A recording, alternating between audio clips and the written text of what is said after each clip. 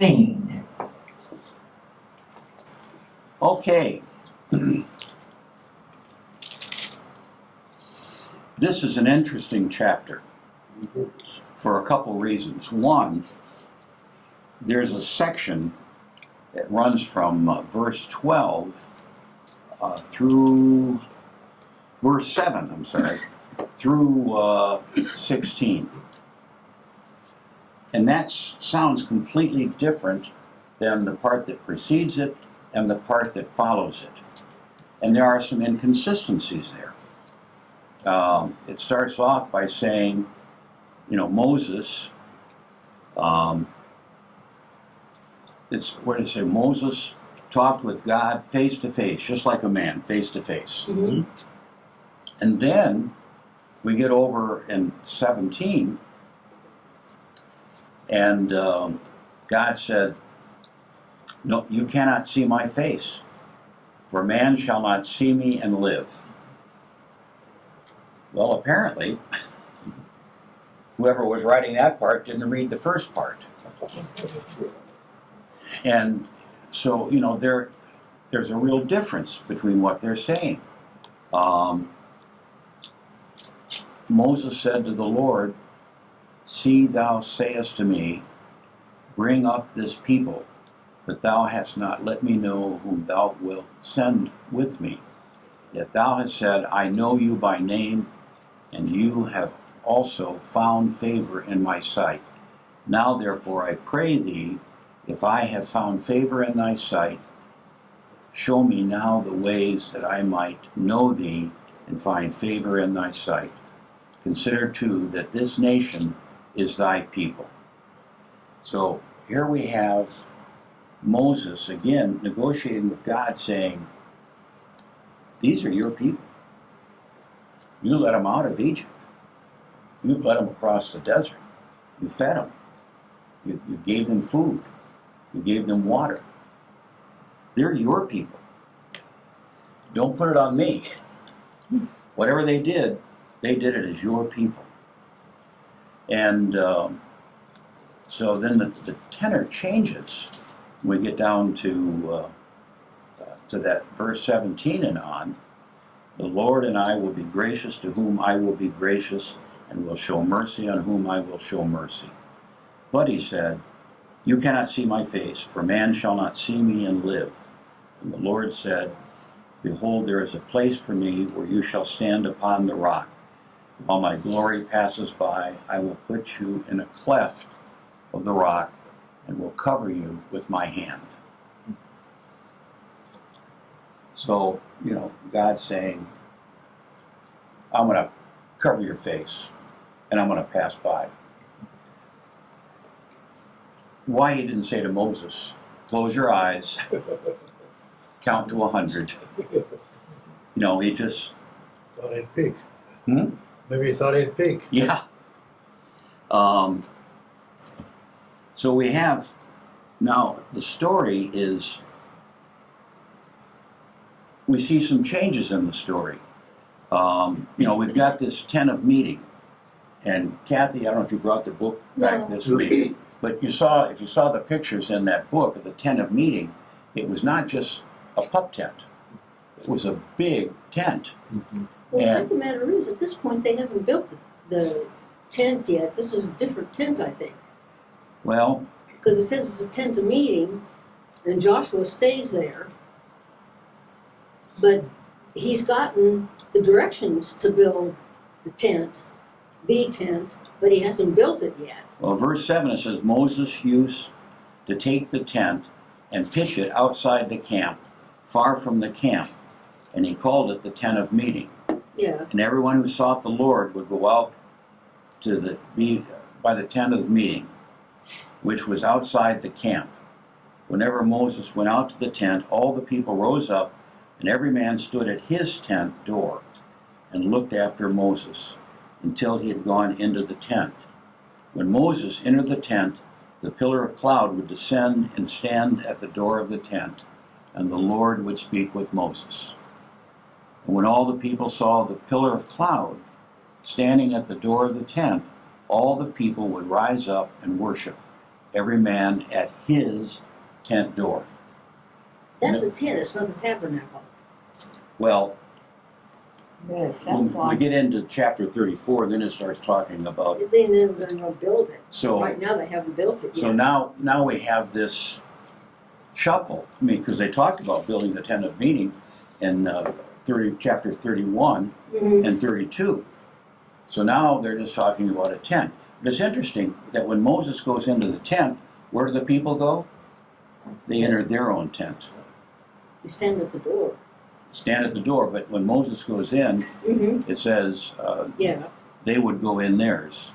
And so it's kind of like, in some ways, you had the temple in Jerusalem, there were no other temples, but people would find ways to worship in their own home. This almost, I'm not saying it is, but it seems somewhat like synagogues being developed. Mm-hmm. Each person's tent became their family's synagogue. And only Moses went in the big tent. Now, if you think this is confusing, the book of Numbers, I heard that chiming, I thought we have to stand up. The priest is coming. Yeah. Stirring my coffee. In Numbers, in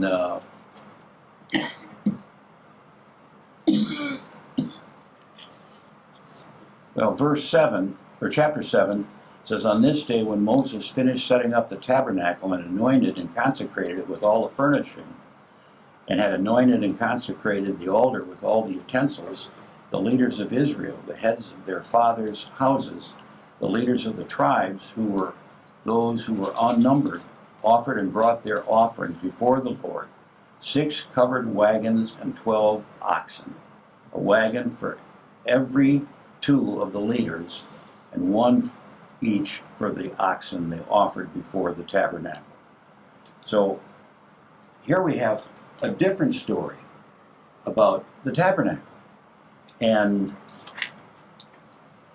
this is why I suggested we just jump right to Deuteronomy, because we go through the same story, in effect, here in Numbers. In chapter 11, it says, "The people complained in the hearing of the Lord about their misfortunes, and when the Lord heard it, his anger was kindled, and the fire of the Lord burned among them and consumed some outlying parts of the camp. Then the people cried to Moses, and Moses prayed to the Lord, and the fire abated." So the name of that place is called Taberah, because the fire of the Lord burned among them. So here we have the encampment, and some people were upsetting the Lord, so he burned their houses. In chapter 13,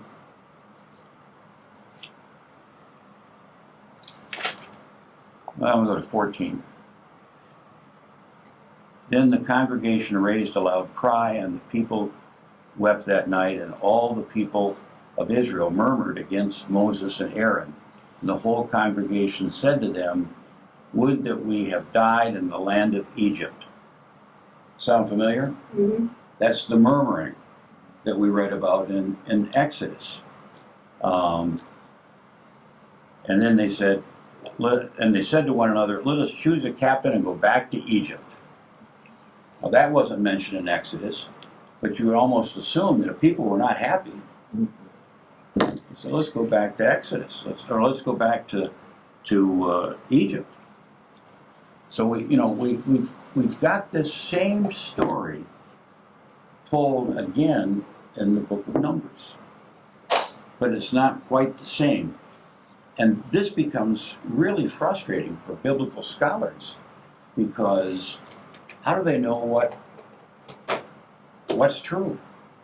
You can't say one book was written before the other, because we don't know when any of them were written, because they are a weaving of different stories about the people. And there is no consistent timeline. As Kathy said, they didn't build the real tent of meeting.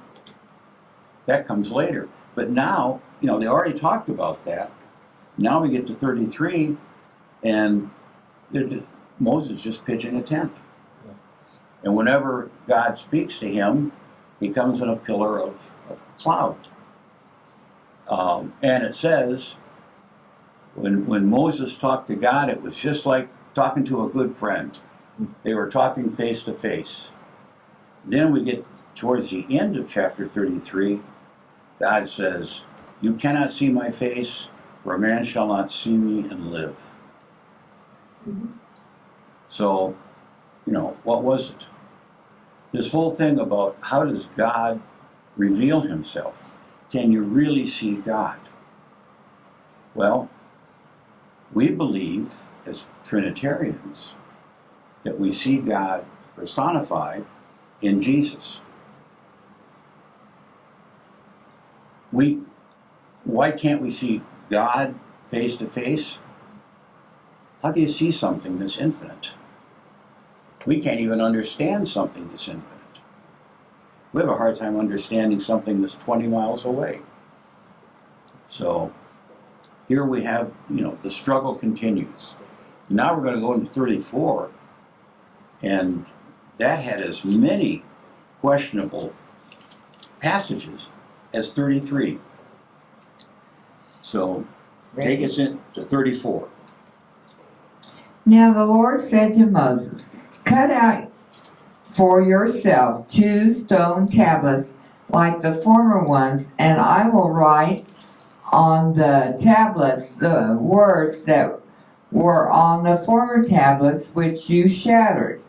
So be ready by morning, and come up in the morning to Mount Sinai, and present yourself there to me on the top of the mountain.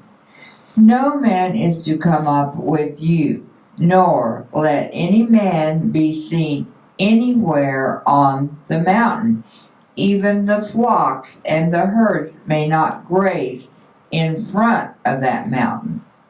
So he cut out 2 stone tablets like the former ones, and Moses rose up early in the morning and went up to Mount Sinai as the Lord had commanded him. And he took 2 stone tablets in his hand.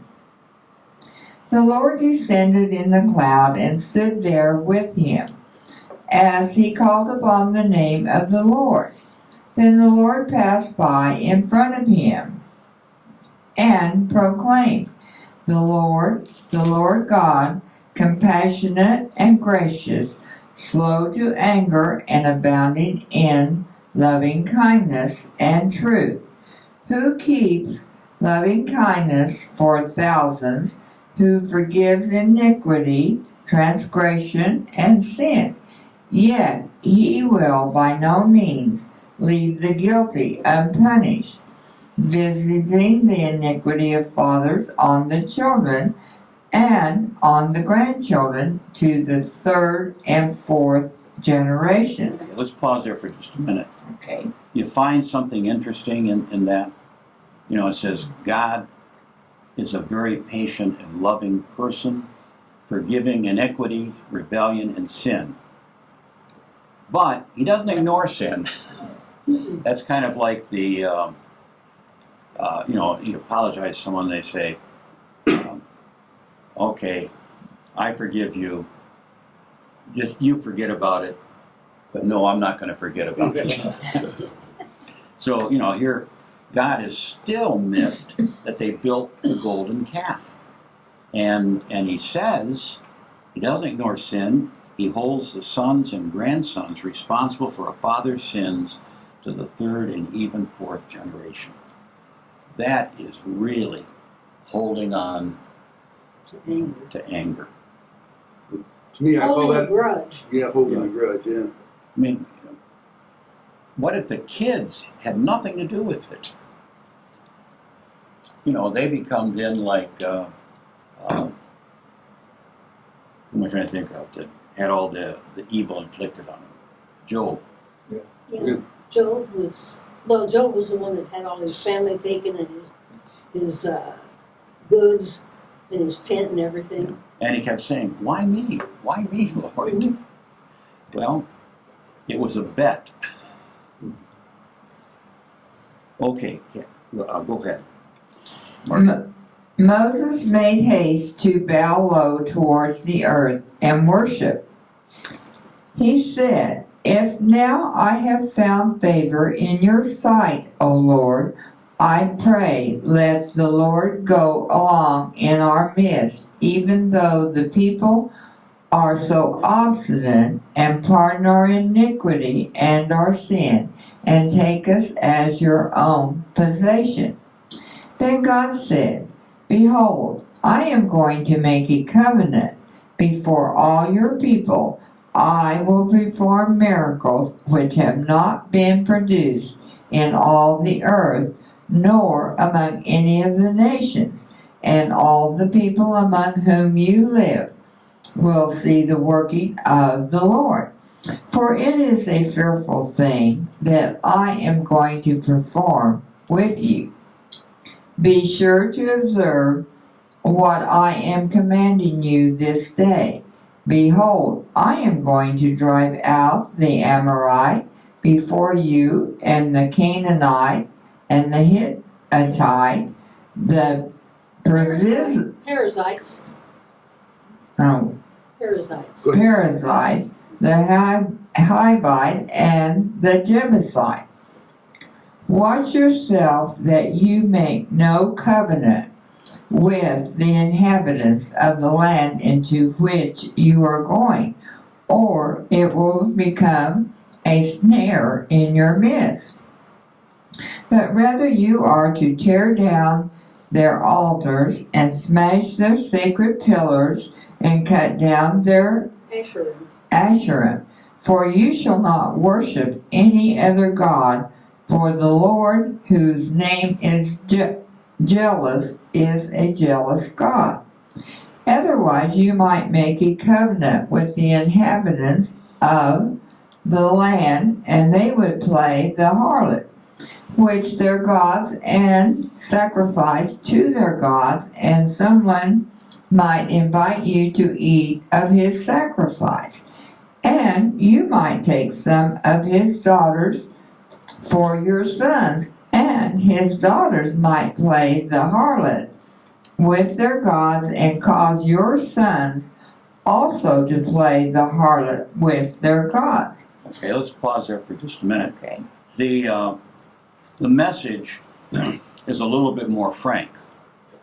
It says, tear down their altars, smash their phallic pillars, chop down their fertility poles. Don't worship any other god. God, his name is the jealous one, is a jealous God. Now, we've gone from I am who I am to I'm the jealous one. Be careful that you don't make a covenant with the people who live in the land and take up with their sex and religion life. That has to be appealing. I mean, That's what all the nations around them did. yeah, but I mean, can you imagine, if you're living in that environment, you say, hey, this is pretty good. And God's saying, don't take up with their sex and religion life. Don't join them in meals at their altars. Marry your sons to their women who take up with any convenient god or goddess, and will get your sons to do the same thing. So they'll go to any god. Now, I don't know. I don't mean to say bad things about another denomination or faith or religion, but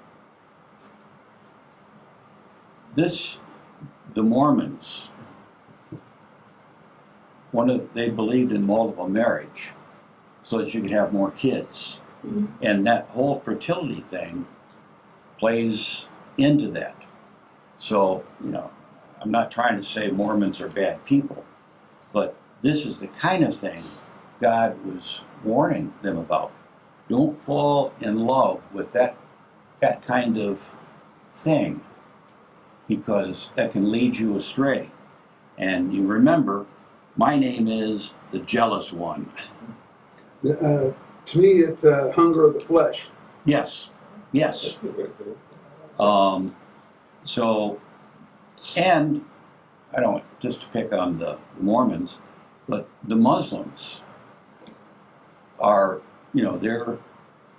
they allow marriage to young girls. Mm-hmm.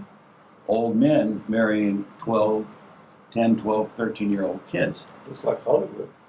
It's like Hollywood, yeah.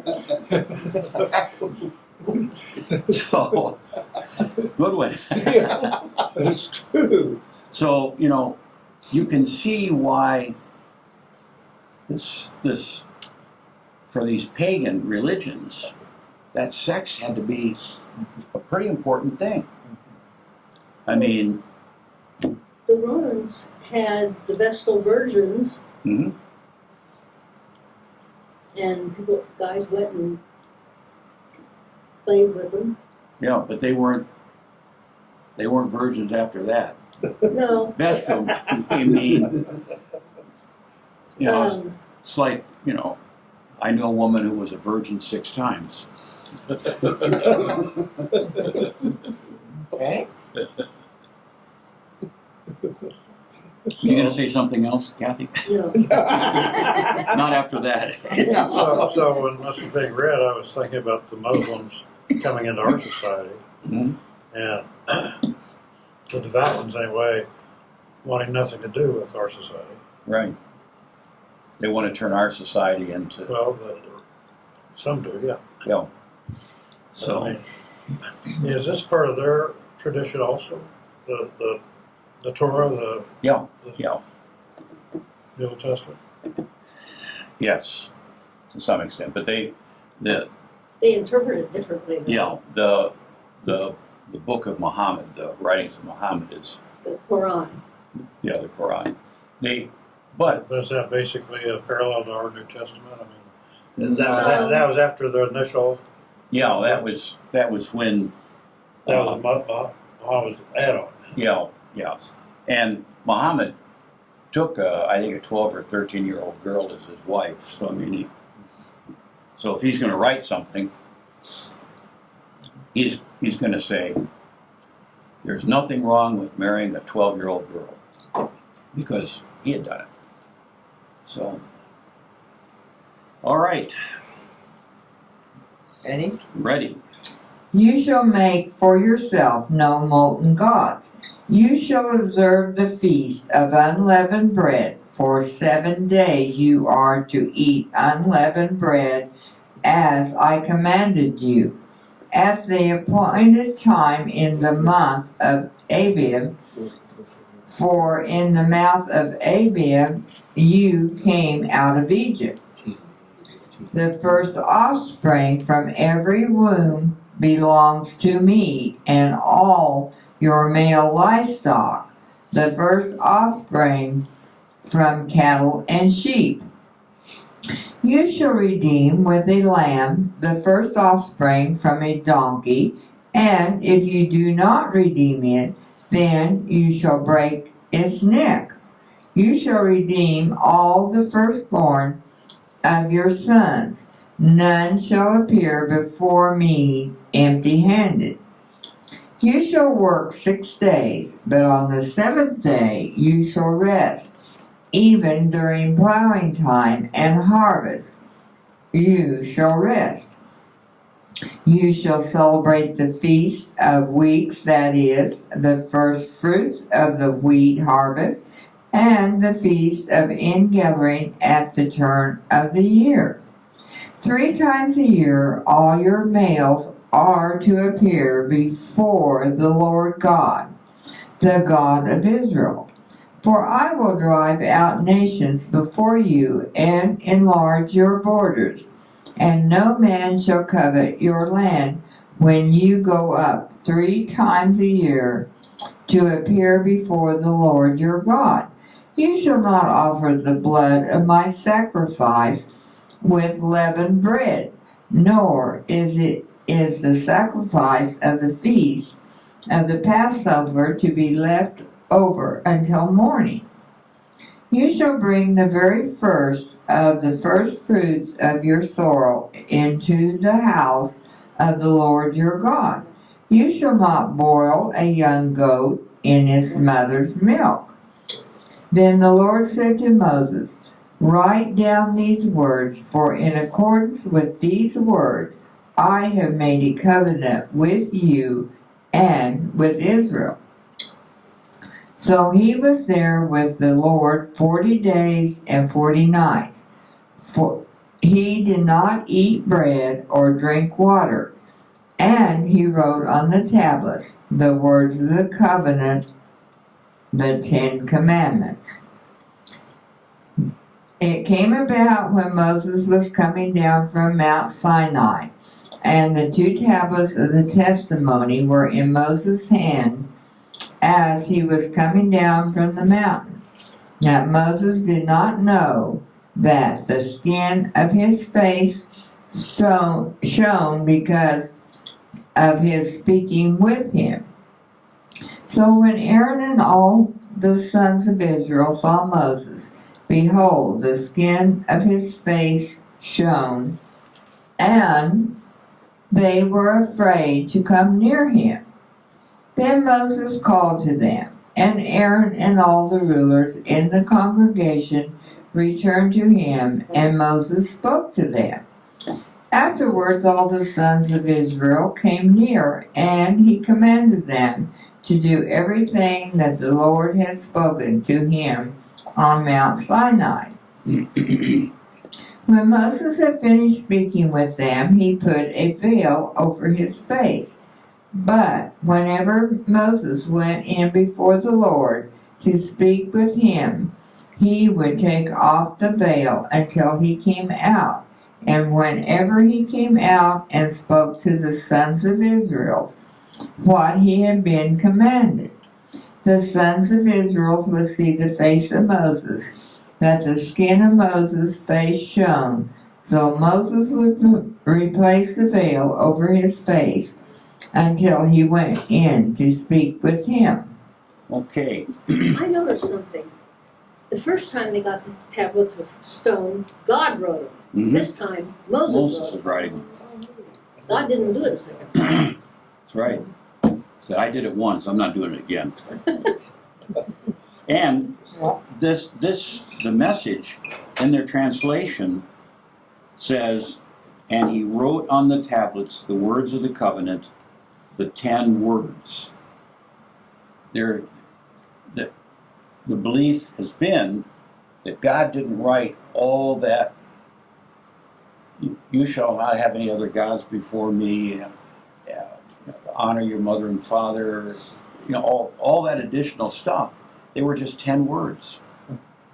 10 words that probably had significant meaning for what those commandments were.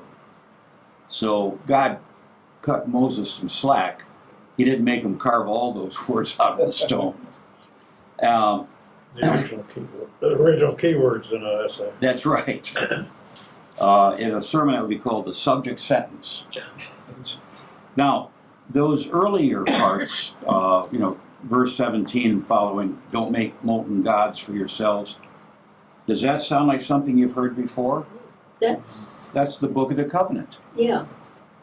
Where God gave them all that information. But it's a lot shorter here.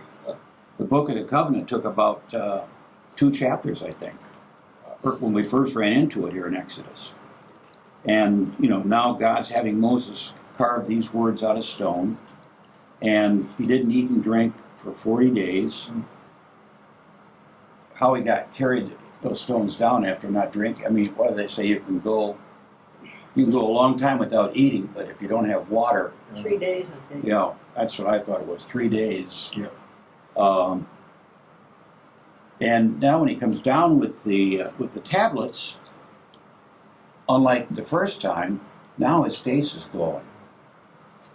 This is kind of a Yahweh's thing. He's put some detail on there. In the first one, his face didn't glow. Also, in the first time, Moses went up, he picked 70 people and took 2 other people with him. And they all went up into the mountain. This time, God said, nobody goes with you. It's not a double date. Nobody's going with you, and I don't even want cattle on the mountain. No cattle. Or sheep. No livestock. So, They weren't even supposed to graze in front of the mountain. no. And so, here we have this. This is why, for commentators and biblical theologians, this becomes so difficult, because they see these kinds of differences and they're trying to reconcile them. When Charlton Heston came down from the mountain, he didn't break the stones. He just came down from the mountain. But somebody thought they ought to have that story about the stones being broken and the making of the idol. Because, God here even says in the earlier part of this chapter, don't allow your kids to date these other people. Mm-hmm. Tear down their pillars, smash their phallic pillars, chop down their fertility poles. Don't worship any other god. God's name is the jealous one. And wasn't the tablets broken several times before they were finally completed? No, it was only broken, according to Scripture, only broken one time. Okay, let's see if we can get through 35. Okay. I'm gonna get my mouth empty. Okay. Then Moses assembled all the congregation of the sons of Israel and said to them, these are the things that the Lord has commanded you to do. For 6 days work may be done, but on the Sabbath day you shall have a holy day, a Sabbath of complete rest to the Lord. Whoever does any work on it shall be put to death. You shall not kindle a fire in any of your dwellings on the Sabbath day. Okay, let's stop. Just says, don't light any fires. But if you have a fire going, you can keep it going. So that's causing people to be prepared for the Sabbath. The whole issue of preparation is important in Old Testament. Being prepared. And but this sounds pretty cruel. Anyone who works on this day must be put to death. We're looking at having our doors replaced, our front door and side door replaced in our house. We had someone from what's the construction place down in Pleasant View. down in Pleasant View.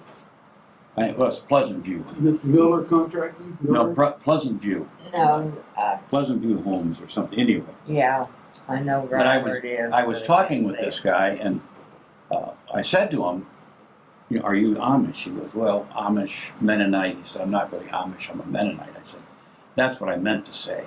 It's like you didn't have a horse and buggy in our driveway, you actually had a car. So we got talking about religion and some of the silly stuff that people do to avoid this kind of thing.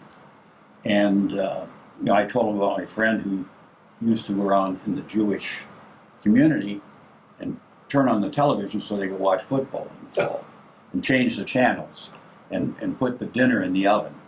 And he said he has a friend who's not Mennonite, not Amish, but a group of Amish women hired him to drive them in a van somewhere where they were going. And he said he could hear them talking. And I guess, they talk in a German dialect. Yiddish, maybe. Hmm?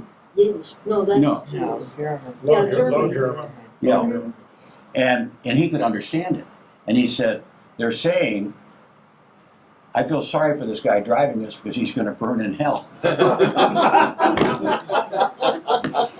And he said, you know, he was getting a little frustrated with this. I said, well, if it had been me, I'd have pulled into the first mall I saw, and I'd told those ladies, since I'm going to hell, you don't need me driving you out. Find your own way home. But you know, that's kind of the hypocrisy that develops when a religion has a rule that says you can't do something. So anyone who works on this day must be put to death. Well, the Orthodox Jews are grateful that there are fire departments. And if their house catches on fire on the Sabbath, they don't want to stand around and watch it burn. They want someone to put it out. Wouldn't be them. They want somebody who's going to burn in hell to put it out. So, you know, that these kinds of rules, I think, lead to hypocrisy. That's just my opinion, for what it's worth.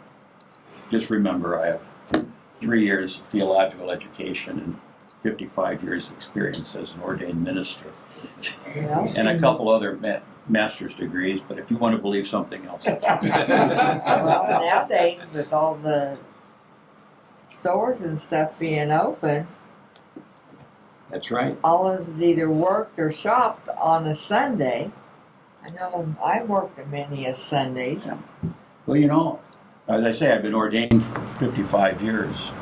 I've worked on Sundays too. Yeah. And I've worked a lot of holidays. Yeah. Christmas, Easter.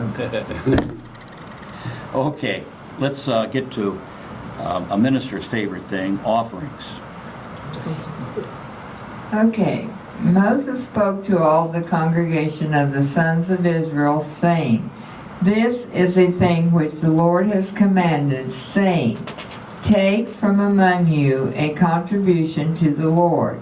Whoever is of a willing heart, let him bring it as the Lord's contribution, gold, silver, and bronze, and blue, purple, and scarlet material, fine linens, goat's hair, and ram skins, dyed red, and porpoise skins, and acacia wood, and oil for lighting, and spices for the anointing oil, and for the fragrant incense, and onyx stones, and setting stones for the ephod, and for the breastpiece.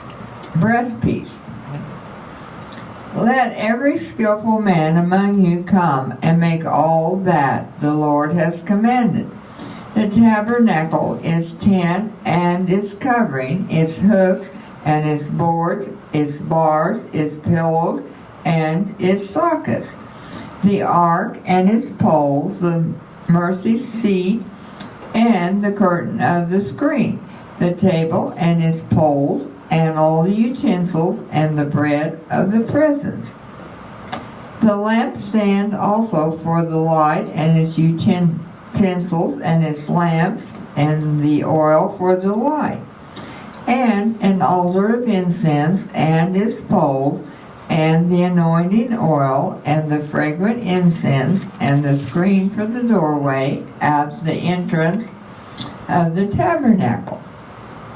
The altar of burnt offerings with its bronze grating, its poles, and all its utensils, the basin and its stands, the hangings of the court, its pillars, and its sockets, and the screen for the grate of the court, the pegs of the tabernacle, and the pegs of the court, and their cords, the woven garments, the ministering in the holy place, the holy garments for Aaron, the priest, and the garments of his sons to minister as priests. Then all the congregation of the sons of Israel departed from Moses' presence. Everyone whose heart stirred him, and everyone whose spirit moved him, came and brought the Lord's contribution for the work of the tent of meeting, and for all its service, and for all the holy garments. Then all whose hearts moved them, both men and women, came and brought brooches, and the earrings, and the signet rings, and bracelets, all articles of gold.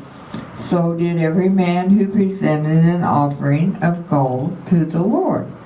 Every man who had in his possession blue and purple and scarlet material, and fine linen, and goat's hair, and ram skins dyed red, and porpoise skins, brought them.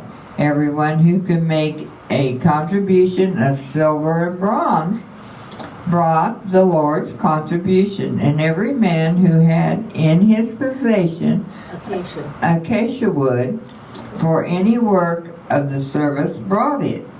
All the skilled women spun with their hands, and brought what they had spun in blue and purple and scarlet material, and in fine linen. All the women whose hearts stirred with a skill spun the goat's hair. The rulers brought the onyx stones and the stones for setting, for the ephod, and for the breastpiece, and the spice and the oil for the light, and for the anointing oil, and for the fragrant incense. The Israelites, all the men and women whose heart moved them to bring material for all the work which the Lord had commanded through Moses to be done, brought a free will offering to the Lord. Then Moses said to the sons of Israel, See, the Lord has called by name Bezalel, the son of Uri, the son of Hur, of the tribe of Judah. And he has filled him with the Spirit of God in wisdom, in understanding, and in knowledge, and in all craftsmanship, to make designs for working in gold, and in silver, and in bronze, and in the cutting of stones for settings, and in the carving of wood, so as to perform in every incentive work. He also has put in his heart to teach both he and the Oholiab, the son of Ahisamach of the tribe of Dan. He has filled them with skill to perform every work of an engraver, and of a designer, and of an embroiderer, in blue, and in purple, and in scarlet material, and in fine linen, and of a weaver, as performers of every work, and makers of designs. Okay. I got a question. Yes. You get porpoise skins out in the desert. I don't know. My Bible says goat skins. This translation says dolphin skins. I don't know. What is archaea wood? It's a hardwood, kind of reddish in color. Like oak. Oh, It's hard like oak, I'm ready. but it's colored. What I've read about wood in utensils, if it's a metal handle, you want a piece of hard wood on there because the heat and the skillet will go into the handle, and that way you don't burn your hand. Yes. Oh, okay. Now, what this chapter describes is the beginning of the Altar Guild. Because the women had to do all that sewing and prepare the stuff for the altar. Does anything sound familiar in this chapter? We read it, the directions to do it all earlier. We read more detailed description already. So now somebody else is telling the story. And whoever compiled the book of Exodus said, well, this is a good story too. We'll stick that in there. And frankly, that's what we're going to find through the rest of this chapter, is a lot of redundancy. So let's pick up next time with chapter 36.